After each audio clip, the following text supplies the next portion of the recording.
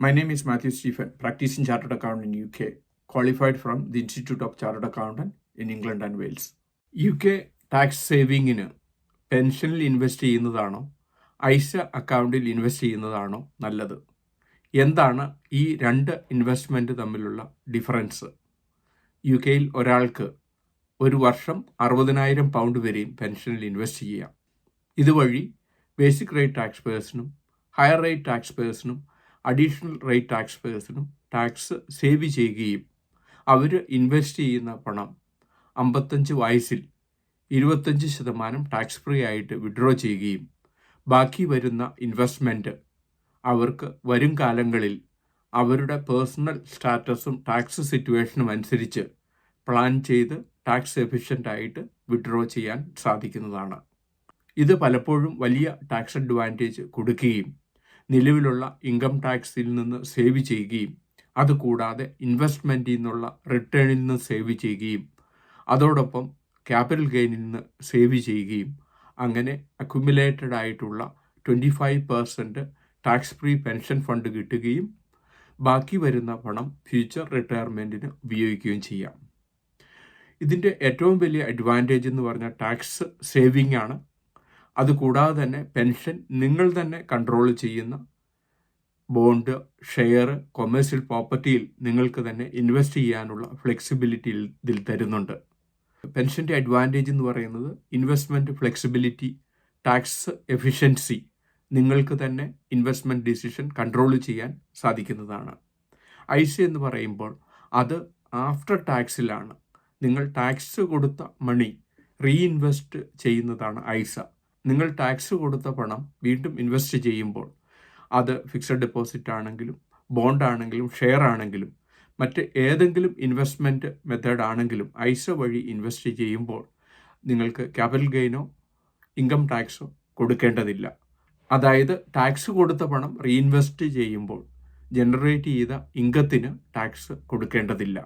ഇതാണ് പെൻഷൻ ഫണ്ടും ഐസയും തമ്മിലുള്ള മേജർ ഡിഫറൻസ്. പെൻഷൻ ഫണ്ടിൽ നിങ്ങൾ ടാക്സ് കൊടുക്കുന്നതിന് മുമ്പ് തന്നെ അല്ലെങ്കിൽ നിങ്ങളുടെ ഇൻകം ടാക്സ് തന്നെ സേവ് ചെയ്യപ്പെടുന്നു. ഐസയിൽ നിങ്ങൾ ആഫ്റ്റർ ടാക്സ് ആണ് ഇൻവെസ്റ്റ് ചെയ്യുന്നത്. അത് ജനറേറ്റ് ചെയ്ത ഇൻകത്തിനാണ് സേവിങ് കിട്ടുന്നത്. നിങ്ങൾക്ക് ഷെയർസിലോ ബോണ്ടിലോ അല്ലെങ്കിൽ ക്യാഷ് ഐസയിലോ ഇൻവെസ്റ്റ് ചെയ്യാം. ടാക്സ് എഫിഷ്യൻ്റ് ആണ്. കാരണം നിങ്ങൾക്ക് ഇൻകം ടാക്സ് ഇല്ല, ക്യാപിറ്റൽ ഗെയിൻ ഇല്ല. ഫ്യൂച്ചറിൽ നിങ്ങളുടെ റിട്ടയർമെൻറ്റിലേക്ക് ഫ്ലെക്സിബിൾ ആയിട്ടുള്ള ഒരു ഐസ പോർട്ട് ഡെവലപ്പ് ചെയ്യുകയും അത് ഇൻഹെറിറ്റൻസ് ടാക്സിൽ നിന്ന് ഫ്രീ ആയിട്ട് കിട്ടുകയും ചെയ്യുന്നു. ഇതുവഴി നിങ്ങൾക്ക് ഫ്ലെക്സിബിൾ ആയിട്ടുള്ളൊരു ഫണ്ട് സേവ് ചെയ്യാൻ സാധിക്കും. മേജർ ഡിഫറൻസ് പെൻഷനും ഐസയും തമ്മിലുള്ളത് ഒന്ന് ബിഫോർ ടാക്സും മറ്റൊന്ന് ആഫ്റ്റർ ടാക്സുമാണ്.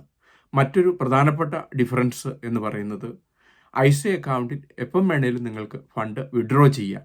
വളരെ ഈസി ലിക്വിഡിറ്റി ഉണ്ട്. ഇപ്പോൾ നിങ്ങൾക്ക് നാളെ പണം വേണമെങ്കിൽ ഐസ അക്കൗണ്ടിൽ നിങ്ങൾക്ക് വിഡ്രോ ചെയ്ത് നിങ്ങൾക്ക് അക്കൗണ്ടിൽ ക്യാഷ് വരുന്നു. പക്ഷേ പെൻഷൻ അക്കൗണ്ടിൽ അങ്ങനെ വിഡ്രോ ചെയ്യുമ്പോൾ ഇതുവരെയും കിട്ടിയ ടാക്സ് ബെനിഫിറ്റ് നിങ്ങൾക്ക് നഷ്ടപ്പെടുകയും 55 വയസ്സ് വരെയും നിങ്ങളുടെ ഫണ്ട് ലോക്കാകുകയും 55 വയസ്സ് വരുമ്പോൾ നിങ്ങൾക്ക് 25% ടാക്സ് ഫ്രീ ആയിട്ട് കിട്ടുന്നു.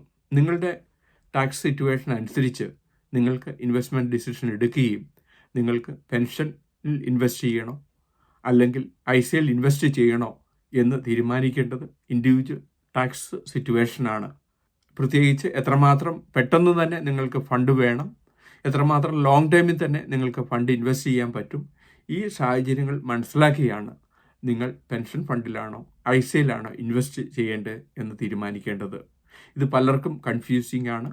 പലർക്കും ഇതിൻ്റെ ടാക്സ് അഡ്വാൻറ്റേജ് കൃത്യമായിട്ട് മനസ്സിലാക്കാത്തത് കൊണ്ട് പലരും ഐസ, പെൻഷൻ ഈ ടേമുകളെല്ലാം വളരെയധികം കൺഫ്യൂസ്ഡ് ആയിട്ടാണ് ഉപയോഗിക്കുന്നത്. ഇതിൻ്റെ ടാക്സ് അഡ്വാൻറ്റേജ് കൃത്യമായി ഇൻഡിവിജ്വൽ സാഹചര്യവുമായിട്ട് ബന്ധപ്പെട്ടിട്ടുണ്ട്.